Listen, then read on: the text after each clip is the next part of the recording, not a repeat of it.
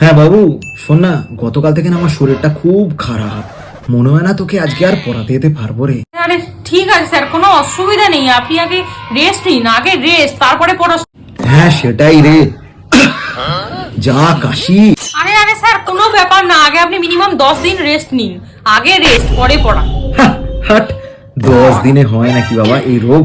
At least 15 থেকে 20 দিন তো লাগবেই। পারলে আপনি স্যার 1 মাস রেস্ট নিয়ে নিন, কোনো অসুবিধা নেই আমার। 15 দিন 20 দিনে কি হবে স্যার, 1 মাস আপনি রেস্ট নিন। আর কি বলবো, এত স্টুডেন্ট পড়িয়েছি, আর তোর মতো স্নেহধন্য, দয়াবান, ভালো মনের ফাঁকিবাজ স্টুডেন্ট আমি কোনোদিন দেখিনি রে। ঠিক বলেছেন স্যার, আমিও স্যার অনেক স্যারের কাছে পড়েছি, কিন্তু আপনার মতন রুচিশীল, স্নেহশীল আর চরম ল্যাথখট টিচার আমি কোথাও দেখিনি স্যার। ঠিক আমাদের মধ্যে যেন এরকম মিউচুয়াল ডিসরেসপেক্টটা সবসময় থাকে। আরে না না স্যার, আপনি একদম চিন্তা করবেন। কিন্তু একটাই প্রবলেম, 20 দিন পর যখন তোর বাড়িতে আমি যাব, তোর মা আমায় ঝেঁটা পেটা করে বাদ না দিয়ে দেয়।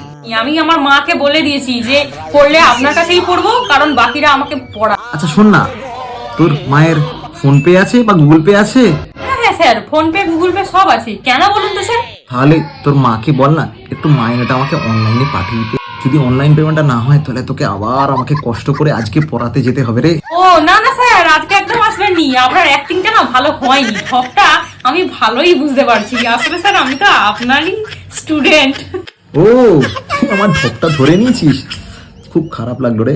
এই আর করা যাবে, নেক্সট টাইম থেকে এর থেকেও ভালো করে ঢপ মারবো।